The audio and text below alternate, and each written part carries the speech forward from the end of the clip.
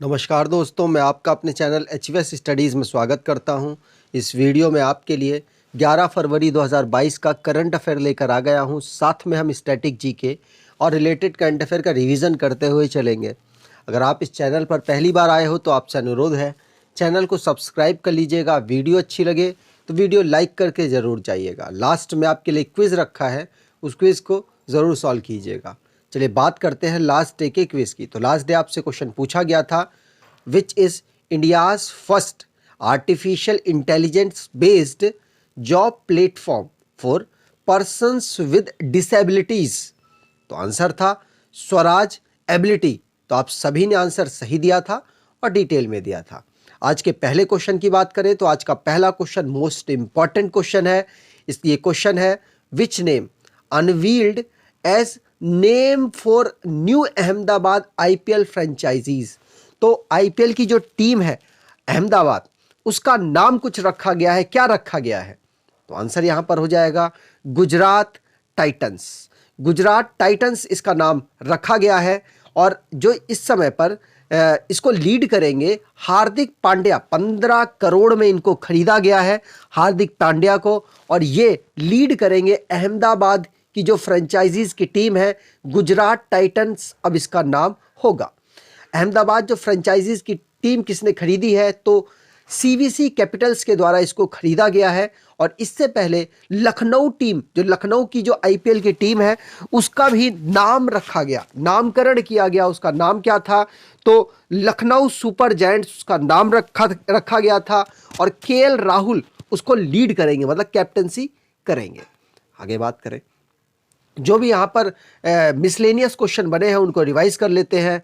जैसे कि पहला क्वेश्चन तो हमने पढ़ लिया। दूसरा है, चाइना ने AFC women's Asian cup India 2022 football tournament को जीत लिया साउथ कोरिया को हराकर। भारत के नवी मुंबई में इसका फाइनल ऑर्गेनाइज कराया गया था। सौरव गांगुली और राजस्थान के जो चीफ मिनिस्टर हैं अशोक गहलोत जी, इन दोनों लोगों ने मिलकर फाउंडेशन स्टोन रखा है थर्ड लार्जेस्ट दुनिया का क्रिकेट स्टेडियम का। अंडर 19 वर्ल्ड कप 2022 को इंडिया के द्वारा इंग्लैंड को हराकर जीत लिया गया। और इंडिया का ये 5वां टाइटल है जो इंडिया ने जीता है। कैप्टन थे यश धुल। खेलो इंडिया का जो पैसों का स्कीम, जो खेलो इंडिया की स्कीम है, उसका जो पैसों का इंक्रीमेंट किया गया है बजट में 48% का। टाटा स्टील चेस 2022 को मैग्नस कार्लसन के द्वारा जीत लिया गया। मैग्नस कार्लसन नॉर्वे के प्लेयर हैं। चेन्नई सुपर किंग पहली इंडिया की यूनिकॉर्न स्पोर्ट एंटरप्राइजेस बनी है। पीआर श्रेयस जो कि world game athlete of the year award से सम्मानित किए गए हैं। इनसे पहले रानी रामपाल को भी यह सम्मान दिया गया था। आगे बात करें, अगला क्वेश्चन है, who's named DFC secretary in finance ministry. तो फाइनेंस मिनिस्ट्री में कौन डीएफसी सेक्रेटरी बने हैं? तो आंसर यहां पर हो जाएगा, इनका नाम है संजय मल्होत्रा। संजय मल्होत्रा ने देवाशीष पांडे की जगह ली है। यहां पे याद रखना है, इंपॉर्टेंट है अपॉइंटमेंट से रिलेटेड ये क्वेश्चन।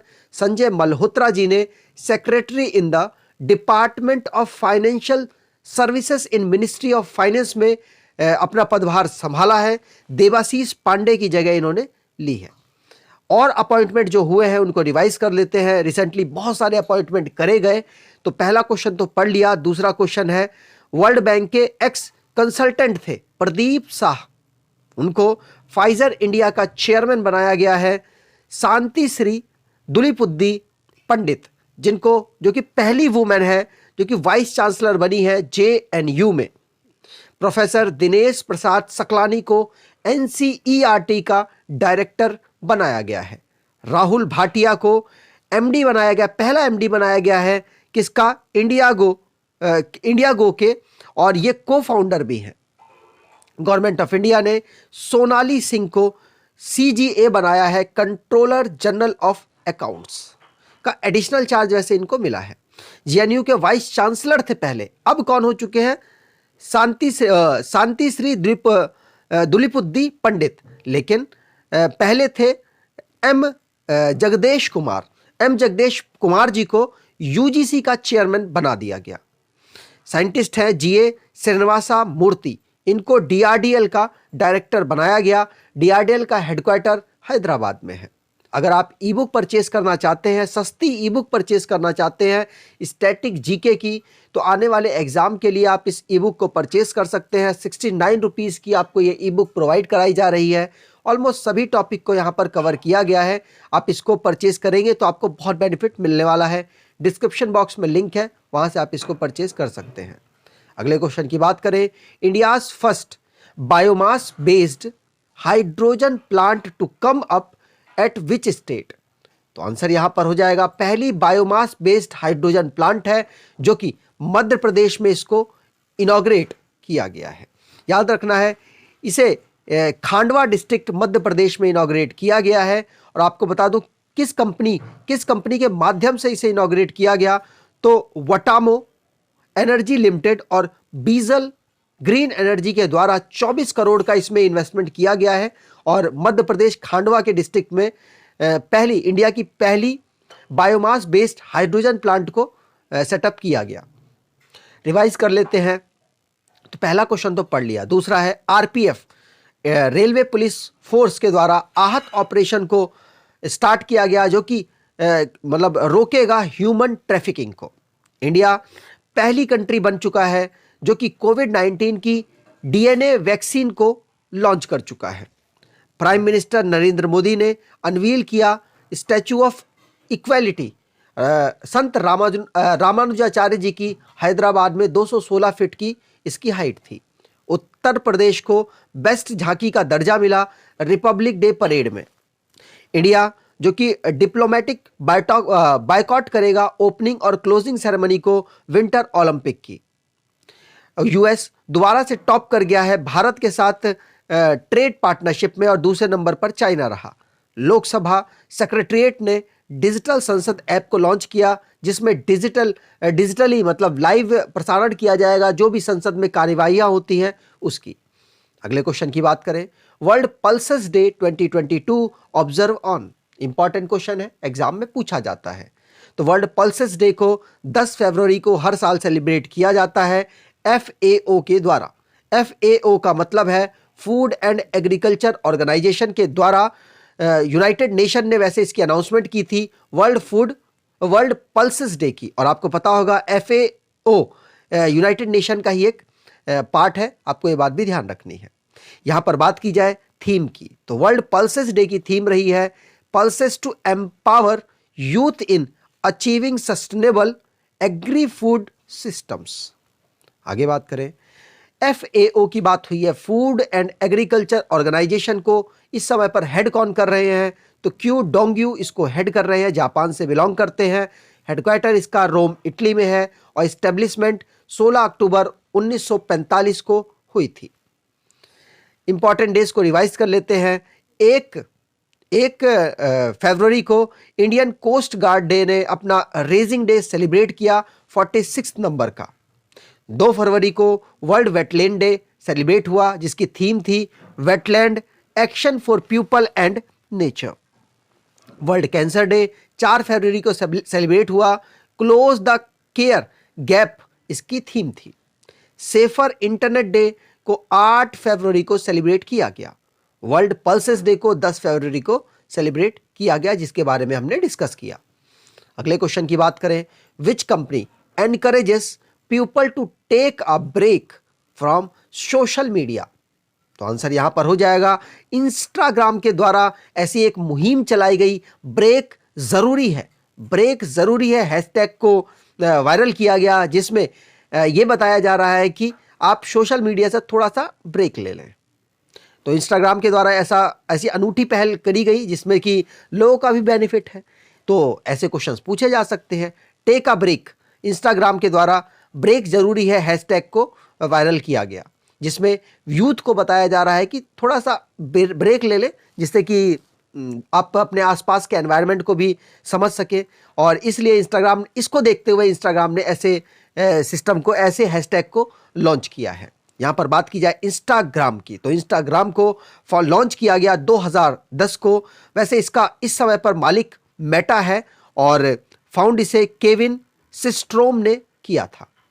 आगे बात करें, अगला यहाँ पर रिवीजन कर लेते हैं जो भी इंटरनेशनली क्वेश्चन बने हैं उनको। तो इंस्टाग्राम वाला क्वेश्चन पढ़ लिया। अगला है क्वीन एलिजाबेथ सेकंड ने 70वीं एनिवर्सरी अपने रूल की जो यूनाइटेड किंगडम में उन्होंने की है उसकी मनाई है। नेटो के चीफ हैं जेन स्टेलनबर्ग जो कि नॉर्वे सेंट्रल बैंक के हेड चुने गए हैं। दुबई वर्ल्ड का first hydrogen powered flying boat को लॉन्च करने वाली सिटी बन गया और दुनिया की पहली बना है और बोट का नाम रखा इन्होंने द जेट। एंटोनियो कोस्टा दोबारा से इलेक्ट हो चुके हैं प्राइम मिनिस्टर पुर्तगाल के रूप में। जियोमारा कैस्ट्रो फर्स्ट फीमेल प्रेसिडेंट बनी है होंडुरास की, जो होंडुरास नॉर्थ अमेरिका का एक देश है। वर्ल्ड का लार्जेस्ट कैनाल लॉक अनवील किया नीदरलैंड में। रशिया, चाइना, ईरान तीनों ने मिलकर एक नेवल एक्सरसाइज की जिसका नाम चीरू 2022 रखा गया। बारबाडोस के प्राइम मिनिस्टर मिया मोटले दोबारा से चुनी गई हैं, ये बात आपको ध्यान रखनी है। अगले क्वेश्चन की बात करें, which bank second largest buyer of gold in 2021 में सबसे ज्यादा सेकंड लार्जेस्ट बायर गोल्ड का कौन बना है? तो आंसर यहां पर हो जाएगा, पहले नंबर पर तो थाईलैंड का सेंट्रल बैंक ऑफ थाईलैंड बना और दूसरे नंबर पर भारत का आरबीआई बना, बैंकों का बैंक। तो इसका आंसर ए ऑप्शन हो जाएगा।